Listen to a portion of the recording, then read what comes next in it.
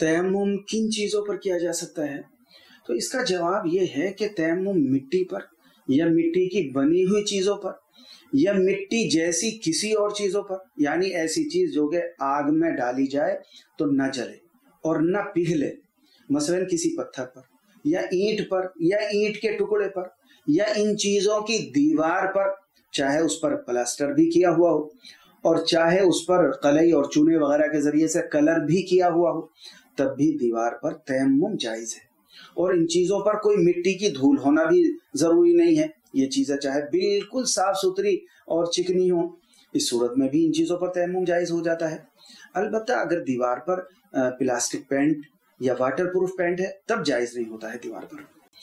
تیمم کا طریقہ بہت آسان ہے۔ پہلے دل میں یہ نیت ہو کہ میں تیمم کرتا ہوں، اور جب انسان تیمم کرتا ہے تو دل میں خود بخود نیت ہوتی ہے کہ میں تیمم کر رہا ہوں۔ اس کے بعد کسی مٹی یا مٹی کی بنی ہوئی کسی چیز پر یا مٹی جیسی کسی اور چیز پر، اب ان چیزوں میں سے کسی پر ہاتھ رکھیں اور ہاتھ رکھ کر آگے پیچھے کریں اور اٹھا لیں۔ اب اگر ہاتھوں پر کوئی مٹی وغیرہ لگ جائے تو جھاڑ لیں اس طرح سے یا پھونک مار لیں اس طرح سے۔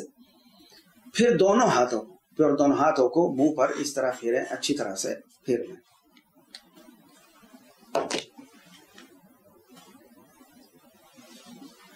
اور مرد حضرات داڑھی کا خلال بھی کر لیں اچھی طرح سے، اس طرح سے ہاتھ پھیر لیں۔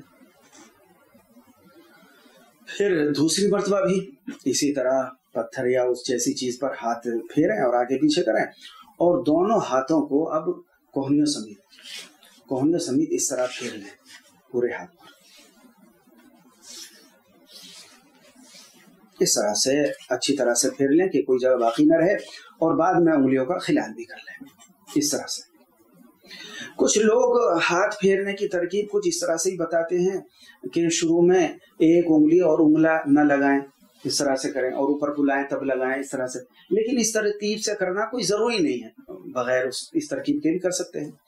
اور یہ سوال کہ تیمم کس انسان کے لیے جائز ہوتا ہے، تو اس کا جواب یہ ہے کہ تیمم کرنا ہر اس شخص کے لیے جائز ہے جو پانی استعمال نہ کر سکتا ہو۔ مثلا یا تو پانی ہی نہیں ہے اس کے پاس تقریباً 2 کلومیٹر دور تک، یا پانی تو ہے لیکن کسی ماہر حکیم نے یا ڈاکٹر نے یہ بتایا ہے کہ پانی کے ذریعے سے وضو کرنے سے بیماری کے بڑھ جانے کا خطرہ ہے، یا بیماری کے دیر سے ٹھیک ہونے کا خوف ہے، یا اور کسی بڑے چیز کا خوف ہے، کسی بڑے نقصان کا، مثلا جان کا نقصان ہے یا ہاتھ کے خراب ہو جانے کا نقصان ہے۔ ان صورتوں میں آدمی تیمم کر سکتا ہے۔